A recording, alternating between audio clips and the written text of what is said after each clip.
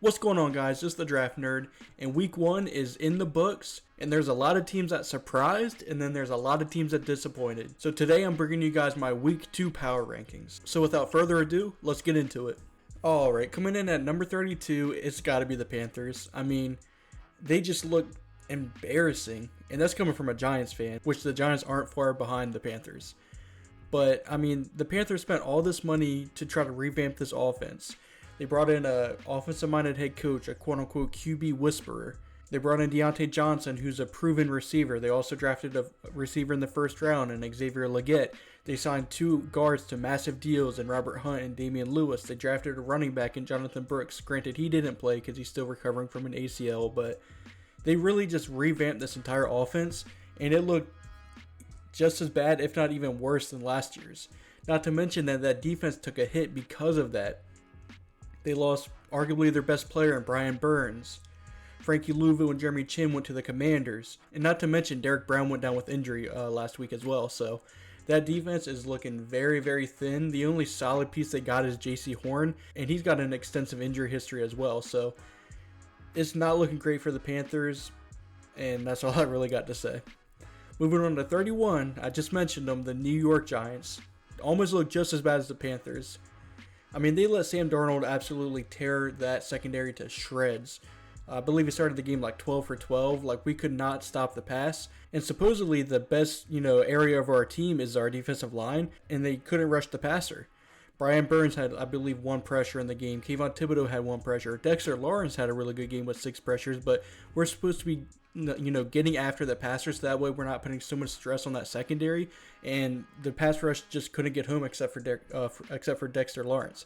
Not to mention that offense looked terrible with Daniel Jones and without Saquon Barkley. So it's probably going to be another rough year, and Giants fans are probably just going to have to wait until the draft so that way we can replace Daniel Jones.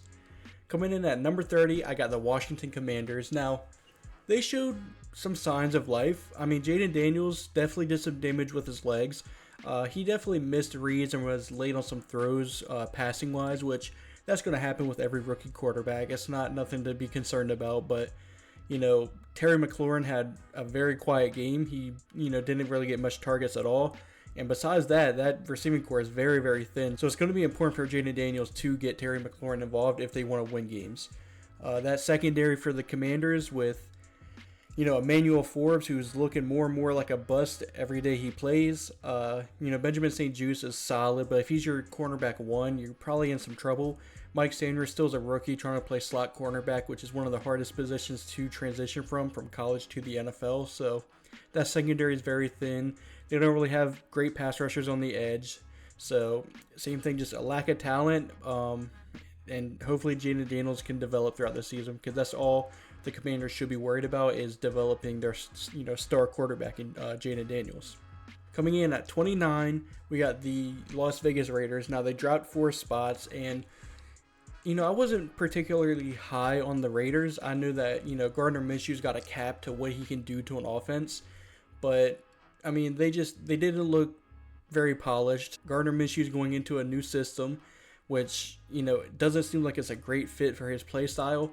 And, even on the defensive side of the ball, Tyree Wilson, he went down with injury. I'm not sure the severity of it as of right now, but it looked somewhat serious. Max Crosby actually couldn't get anything going against the rookie Joe Alt, which I found fascinating, and I'll talk about a little bit more when we get to the Chargers, but yeah, I mean, the Raiders they're not going to be a good team. They're not going to be in playoff contention. They're really just in the market for a quarterback in this year's draft. Moving on to 28, we got the Tennessee Titans, and, there was some good for the Titans offense. Their offensive line looked better than in years past with, J.C. Latham at left tackle, with Peter Skoronski, Lloyd Cushenberry, guys like that. Will Levis looked like the same old Will Levis. He had a really good first half, but then he just made some boneheaded mistakes. And capped off with that insane interception, which I'm sure everyone's seen because of the meme of him just, standing on his knees with his hands up like he's surrendering. So, yeah, like I said, just it's a hit or miss offense. Tony Pollard, he looked good. The run blocking for the offensive line looked really good, but Will Levis, he's just got to develop, and if he doesn't, the Titans could be looking for a quarterback in this year's draft as well. Moving on to number 27, we got the Denver Broncos, who went up 2 spots. And that's just because they played pretty solid. I mean, they did lose, but they put up a pretty good effort against the Seahawks, who is arguably a playoff team in my opinion. Bo Nix looked solid. He definitely had a very, very bad pass where he threw into 5 defenders, which that can't happen. That looked like Auburn Bo Nix. So hopefully once he gets a little bit more comfortable, he'll be able to thrive in that Sean Payton's offense. But yeah, they look solid. Nothing crazy. They're not going to be a playoff team, but as long as Bo Nix develops, I think the Broncos will be happy with that.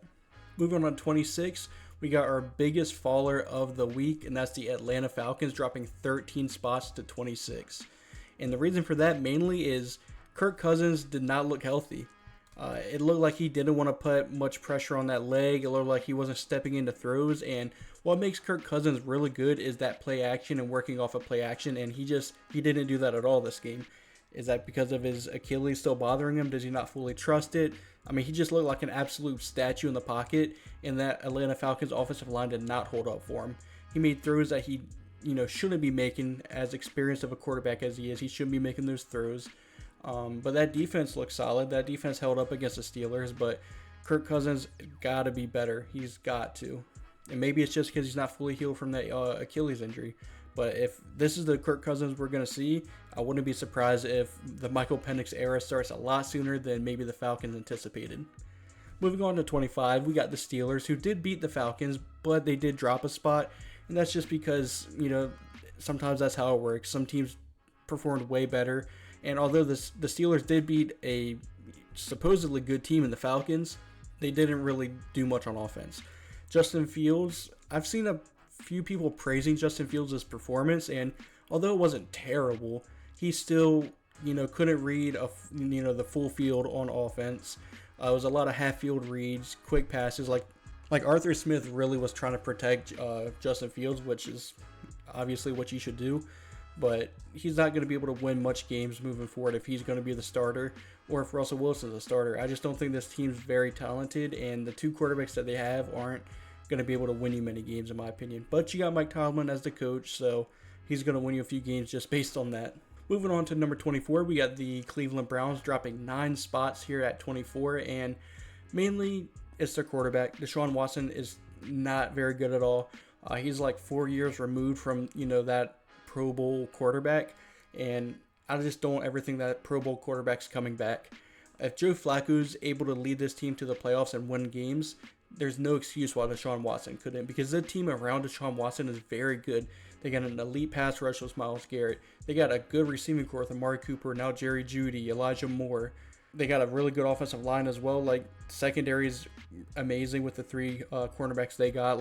This team around Deshaun Watson should be a playoff team, but when Deshaun Watson's playing, he doesn't look like he can win them games, which is a very, very, very big problem. And I would consider starting Jameis Winston if he, puts up a couple more bad games. Deshaun Watson, that is. Moving on to 23, we got the Seattle Seahawks dropping 4 spots. And that's just because the Denver Broncos aren't a great team. They got a rookie quarterback, and they just really didn't step up as that playoff team I think they could be. And a lot of that was Geno Smith didn't look great. He looked solid, but he didn't look great. But that defense, especially Boye Mafe, I'm really expecting a breakout season from Boye Mafe. I'm pretty sure he had 9 pressures in this game. He was really going crazy. But I mean, you can't be in this tight of a game against a team like the Broncos, in my opinion, if you're going to be a playoff team. Moving on to 22, we got a pretty big riser, 10 spots, and that's the New England Patriots. They were 32 in my Week 1 power rankings. Now they're at 22, and that's because they beat a good team in the Bengals. Granted, the Bengals almost always start out slow. Ever since 2020, 2019, they act like they can't play football for the first 3 weeks. But it was good to see Jerome Mayo get his first win as the head coach. Jacoby Brissett played pretty good. That defense is amazing with Christian Gonzalez, Jelani Tavai, and Keon White had a breakout game as well. He played amazing, and he lined up basically everywhere. He lined up on the edge, 3-tech. I'm pretty sure I seen him line up at nose tackle. He was, mugging at linebacker. He played everywhere, and he played really, really good.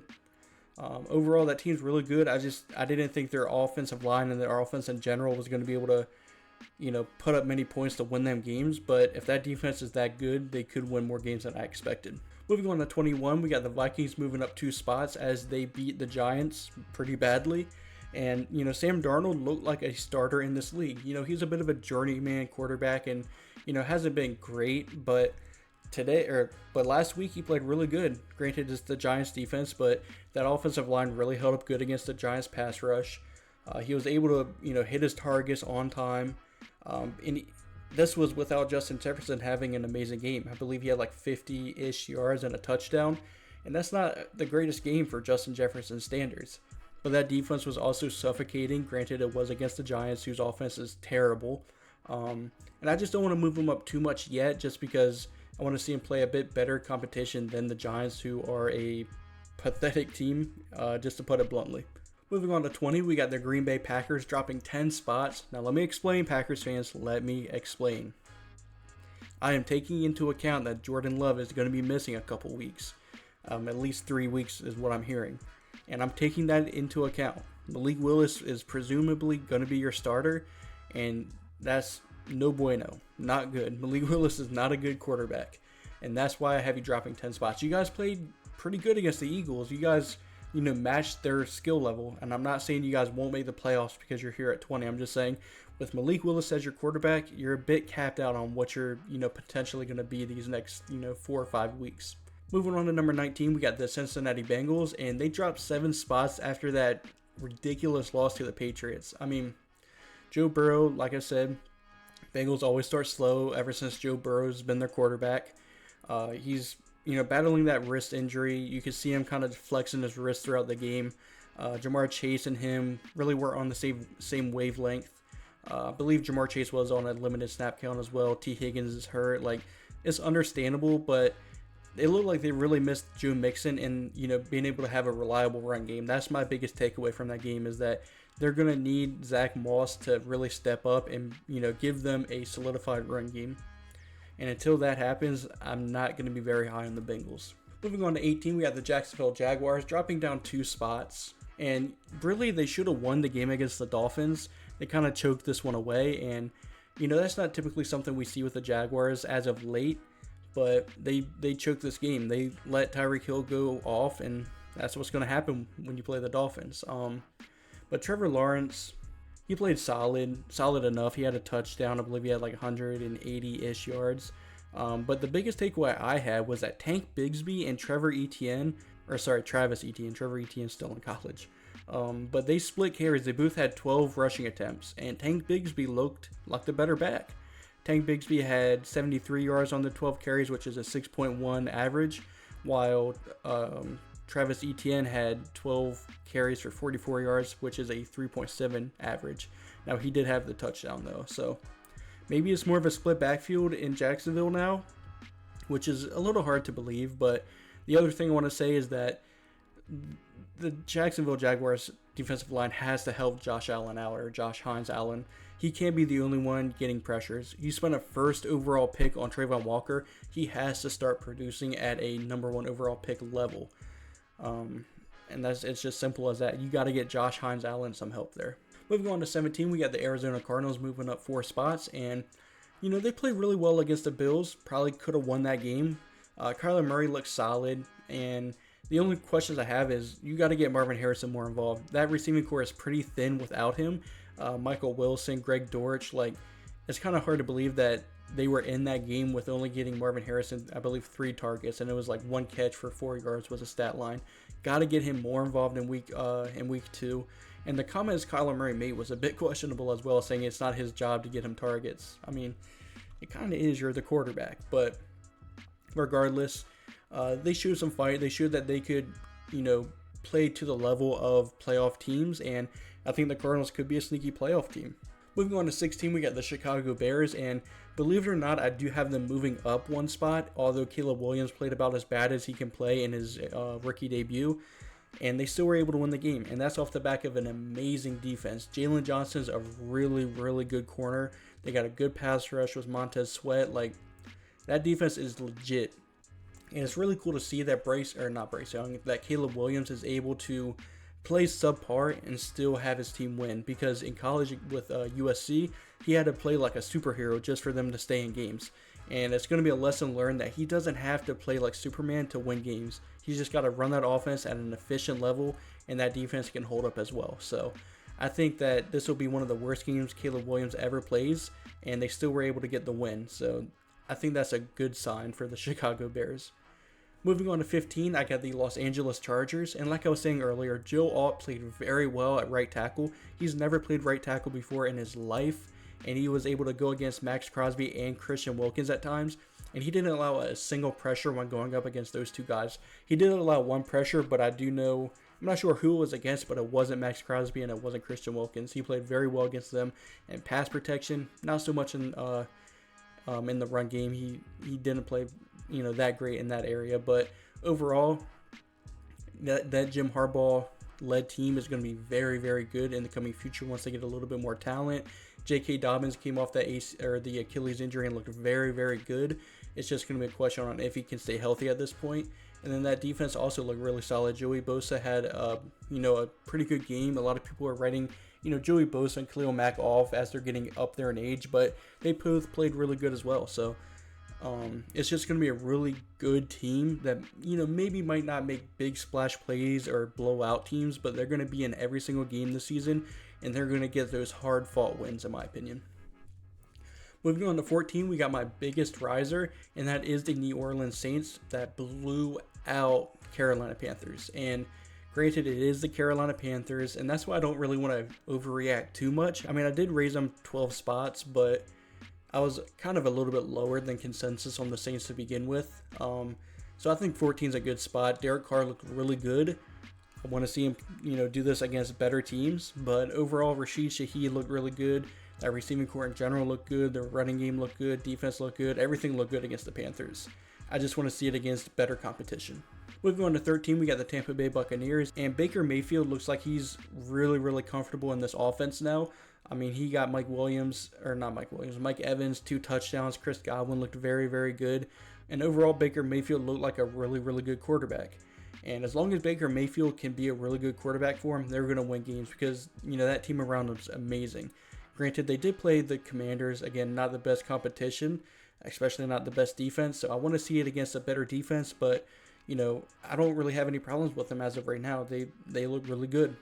Moving on to 12, we got the New York Jets, and they did drop 3 spots. Again, they were playing one of the better teams in the 49ers in Monday Night Football, but, Aaron Rodgers didn't look great. Again, he's coming off an Achilles injury. He's, a bajillion years old at this point, 37? So, I mean, that Garrett Wilson-Aaron Rodgers connection looked really good. The defense didn't look as good as I thought they were going to. I mean, they got one of the best defenses in the league, and they let Jordan Mason run all over them. Granted, that's just more credit to Kyle Shanahan in this offensive scheme than anything, but that defense is going to get better. It just wasn't great in week 1, and neither was that offense really.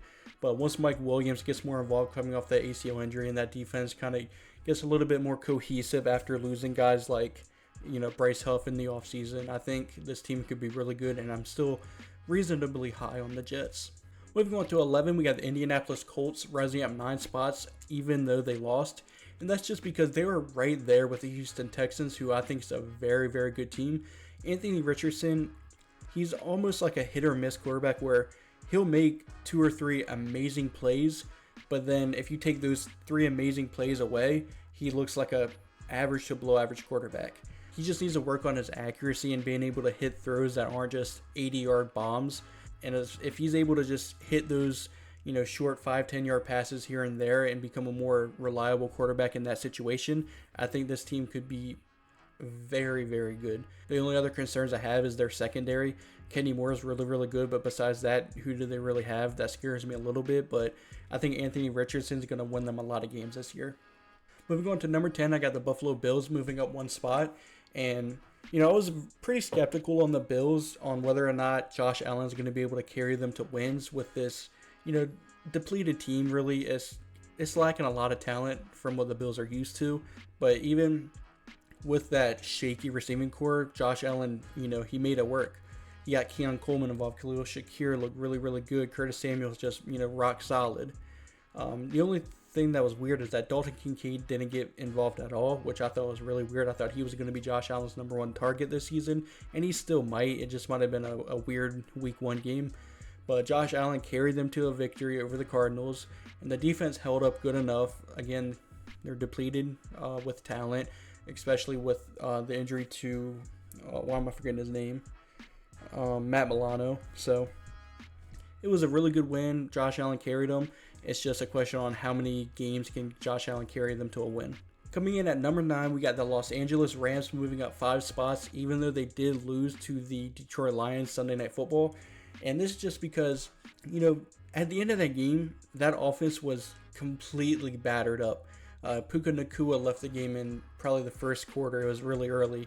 That offensive line, was down 3 starters, I believe. And they had, I don't even know who their left tackle was. I can't remember his name, but he should not be on that field. He was not good at all, and Aiden Hutchinson was eating him apart. And regardless of all of that, Matthew Stafford still almost won them that game, and he probably should have won that game. He missed a throw on third down to Cooper Kupp that Matthew Stafford should make, and he just missed it. And if they would have got that first down, they probably would have won the game. So this could have easily been a win for the Rams, even though they were without their arguably best receiver, as well as 3 offensive linemen. That offensive line was completely shifted around, and it just wasn't good. And Matthew Stafford still made it work, and that defense was also, rock solid as well. I just have questions about that young defensive line, though. It seemed like the Lions were able to run all over that, especially in overtime. Jared Verse, Braden Fisk are young, or rookies, and then Kobe Turner is, in his second year. Same with Byron Young. So just a really young defensive line, and it seemed like they were pretty gassed at the end of the game in overtime. Moving on to number 8, we got the Miami Dolphins dropping 1 spot despite winning in week 1. And that's just because they were in a close game, probably should have lost. But they found a way to win. And when you got that much explosive talent like Jalen Waddle, Tyreek Hill, Devon Achane, eventually you're going to break off some big plays, and that's what they did to win the game. That defense is just a little bit lackluster. And that's really, what I'm scared of. I don't think that defense is going to be able to keep him in many games. And it might be up to Tua in that offense to really just be extremely explosive and just score more points than the opposing team. Moving on to number 7, we got the Dallas Cowboys moving up 1 spot to number 7 following their victory against the Browns. And they look solid, especially that defense. Trayvon Diggs is back and got an interception. Micah Parsons was being Micah Parsons and, wreaking havoc. That defensive line was getting pressure all day long against the Browns. A little bit of a lackluster game from Dak Prescott following the contract extension, but he didn't play at all in the preseason. He was, working through that contract and stuff like that. So I expect him to be a lot better throughout the season, but a little bit of a lackluster week 1 for Dak Prescott in that offense in general. Moving on to number 6, we got the Detroit Lions moving down a spot, even though they won against the Rams. And that's just because no fault of their own. They are a well-oiled machine, especially in that run game. They can just run the ball right through you. Jameson Williams had a breakout game. And Amon-Ra St. Brown was pretty quiet, and they still were able to win that game. They just got so much talent on that offense, and it's just such a well-run offense under Ben Johnson. And then that defense, their weakest spot last season was their secondary, and Terry Arnold played solid. Same with I believe Ennis Rakestraw got some tick as well. So the rookies played solid. That defense in general played solid. Aiden Hutchinson is slowly making a conversation to be talked about with the Myles Garrett's, TJ Watts, Micah Parsons of the world, Max Crosby's. I think he's really in that conversation now, in my opinion. Moving on to number 5, we got the Houston Texans. And they're very, very close with the Lions. Both teams are just so well oiled on that offense. Joe Mixon is a massive addition. He allows the Texans to just run the ball and then have CJ Stroud, just play within that offense. He's got Stephon Diggs, Nico Collins, Tank Dell. He's got so many weapons. And if Joe Mixon can be that, elite running back, I don't see why the Texans can't, make a push for the Super Bowl. Coming in at number 4, we got the Baltimore Ravens, and they stayed pat at number 4, even though they lost to the Chiefs, and that's mainly just because they play the Chiefs, and they were an inch away from beating them. If Isaiah Likely got that toe in bounds, Lamar Jackson, that 205 pounds where he lost that 25 pounds or however much it was, he looks so explosive and so elusive. And then Derrick Henry, they got that thunder and lightning combination. The only problem I have with the Ravens is the passing attack and that offensive line. The defense is also solid as well. I want to say that as well. But that offensive line, I have questions on whether or not it's going to be able to hold up for Lamar Jackson. And also, besides Zay Flowers, it's a little bit questionable with that receiving core. Rashad Bateman had a quiet night except for a late pass where it was a really good catch for like 30 yards. But besides that, he was very quiet. And then what other receiver do they have?